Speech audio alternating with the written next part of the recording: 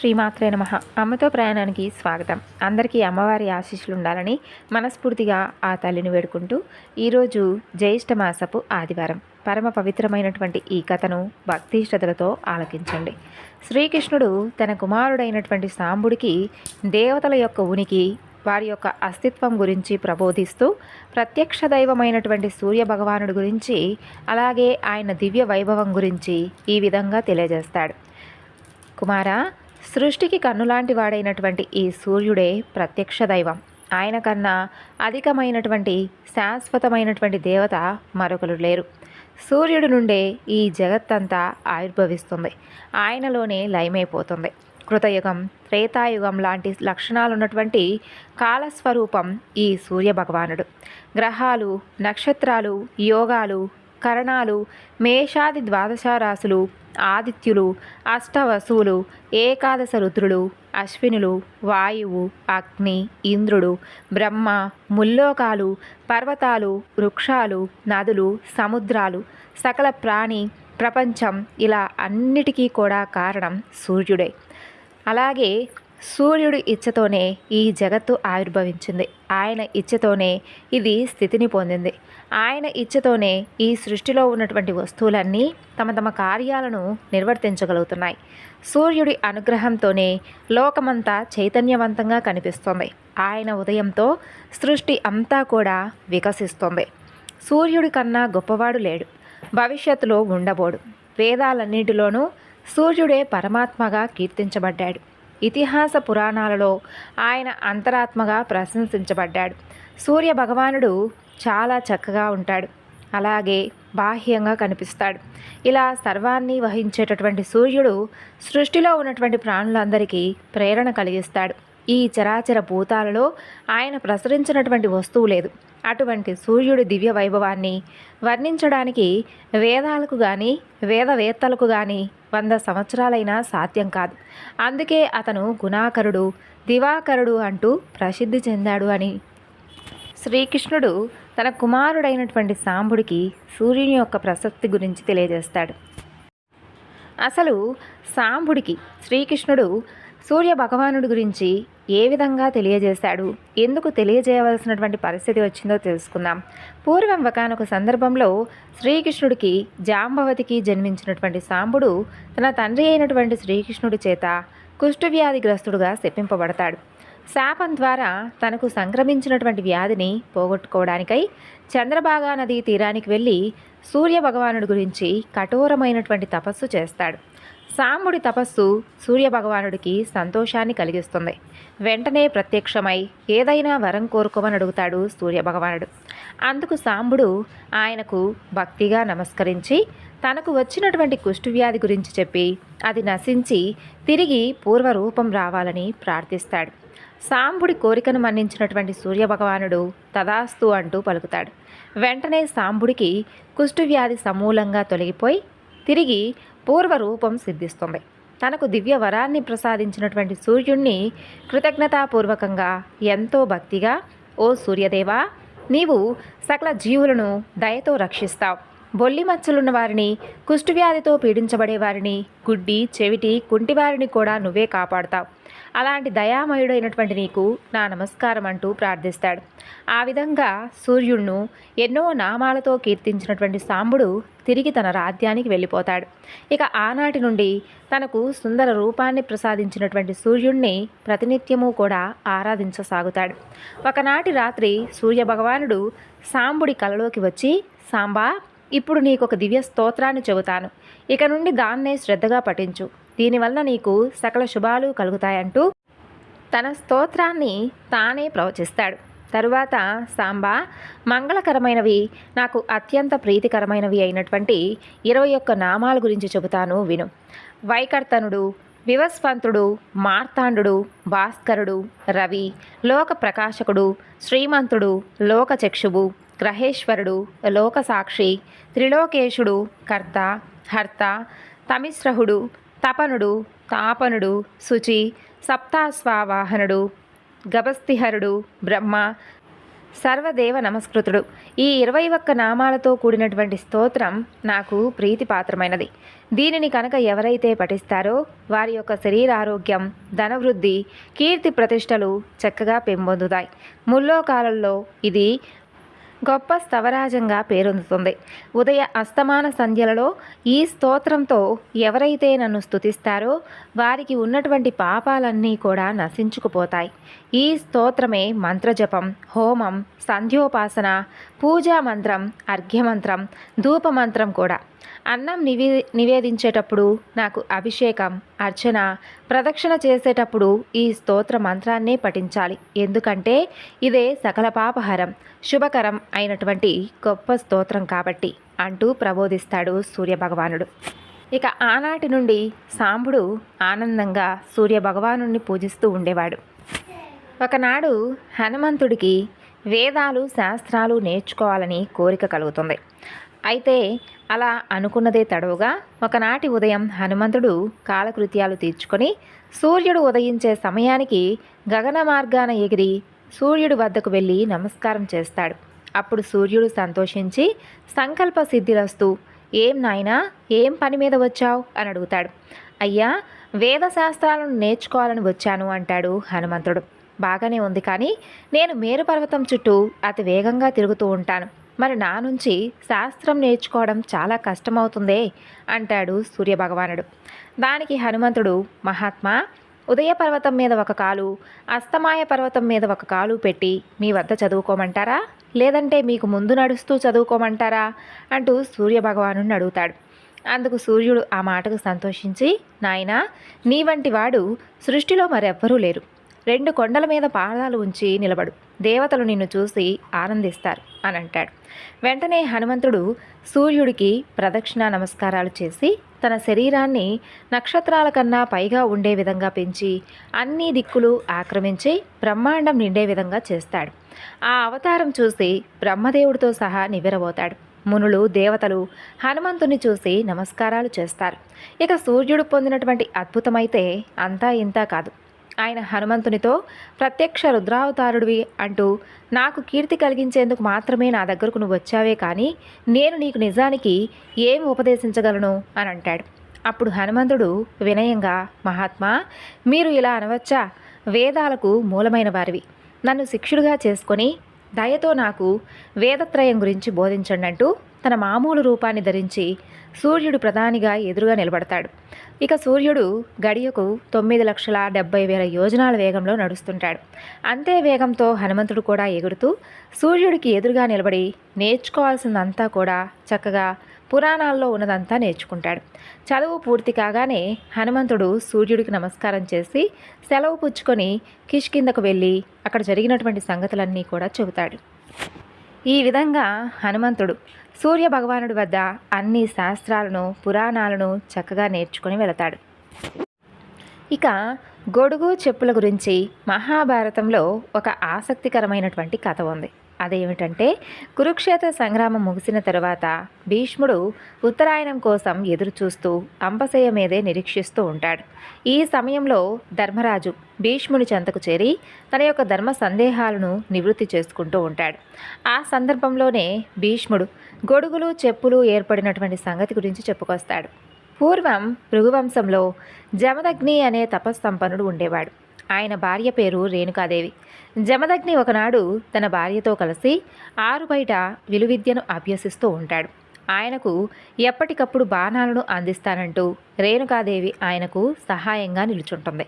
అలా కాసేపు గడిచిన తరువాత జమదగ్ని వెనక్కి తిరిగి చూసుకుంటే తన భార్య కనిపించలేదు.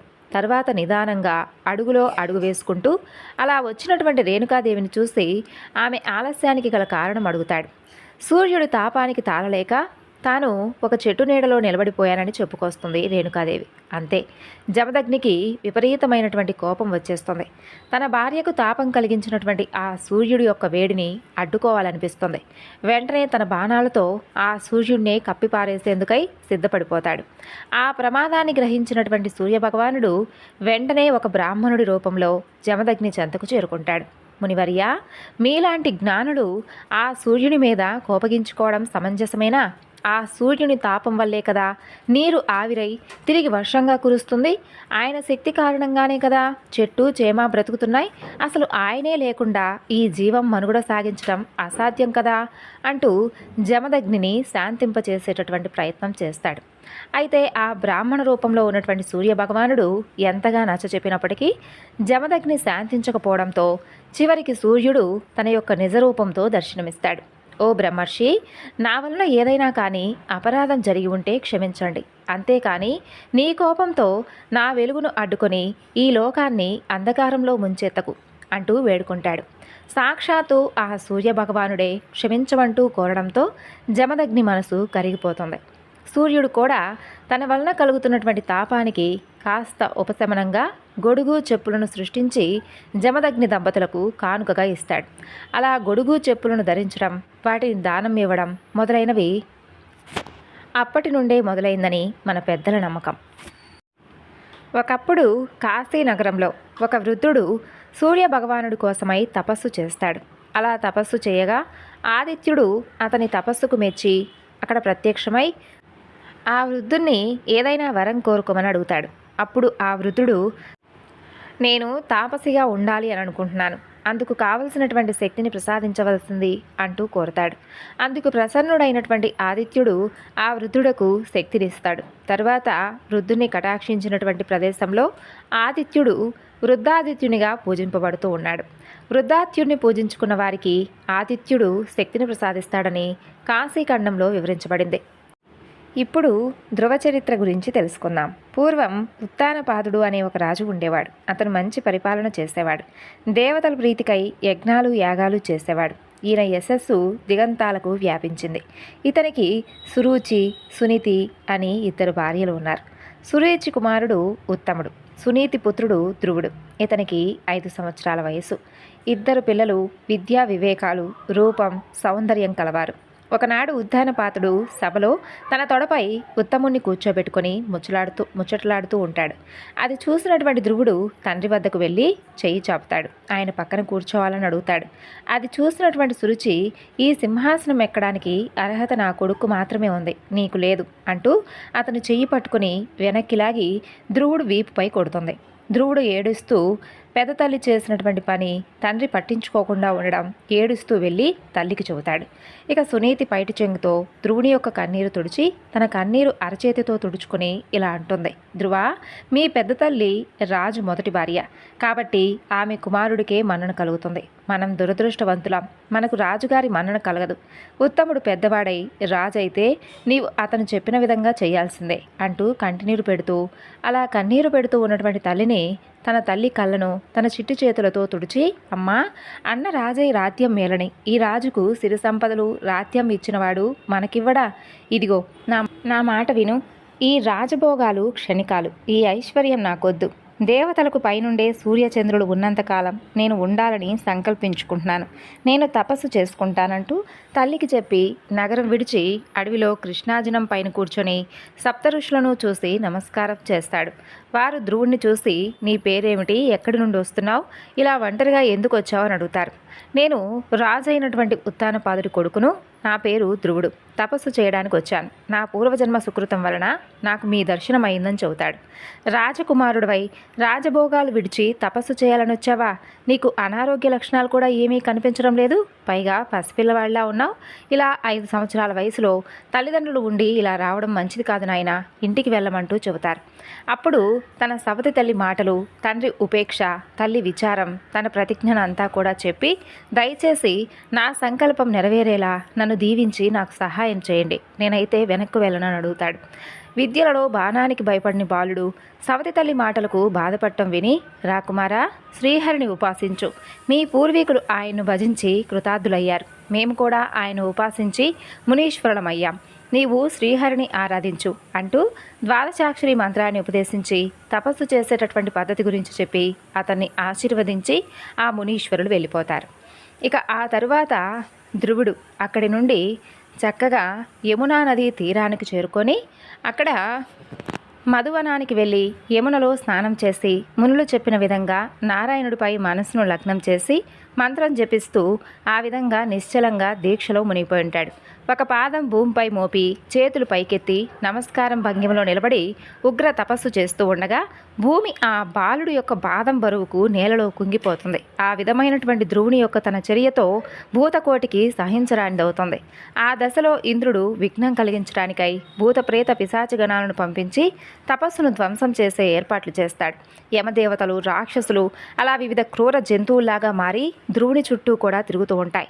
ఒక్క రక్కసి సునీతిలా మారి ధ్రువుడి వద్దకు వచ్చి, కుమారా, నన్ను విడిచిపెట్టి వెళ్ళిపోవడం తగునా? ఆ విష్ణువు నీలాంటి పిల్లలకు వరాలు ఇస్తాడా? మీ నాన్నకు చెప్పి నీకు మేలు చేసే విధంగా చూస్తాను. పెద్దవాడు అయ్యాక తపస్సు చేసుకోవచ్చు. నన్ను సంతోషపెట్టు, లేదా నా ప్రాణం విడిచేస్తాను అంటోంది. అయినా ధ్రువుడు చెలించలేదు.